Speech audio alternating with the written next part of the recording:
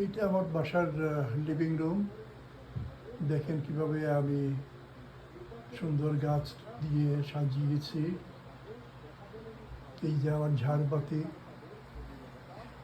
ঝাড়বাতি দেখে মনে হয় যে নিচে নর্তকী নাচবে। যাই হোক, এই যে দেখতে পাচ্ছেন, এটা আমার টেবিল, ডাইনিং টেবিল, টেলিভিশন, তারপরে চেয়ার টেবিল, তারপরে এদিকে আমার সব অ্যান্টিক জিনিসপত্র রাখা, হয়তো বা আপনার পছন্দ হবে। আর এইদিকে ঘুরলে একটু অন্ধকার, লাইট নাই। এই যে এইদিকে একটা জাপানিজ, এটা কিন্তু গোল্ড প্লেটেড একটা ফ্রেম, সুন্দরী। তারপর এইদিকে একটা রুম আছে, গেস্ট হাউস, আর লিভিং রুম অন্যদিকে। তো যাই হোক, আমার এই বাড়ি আর কি।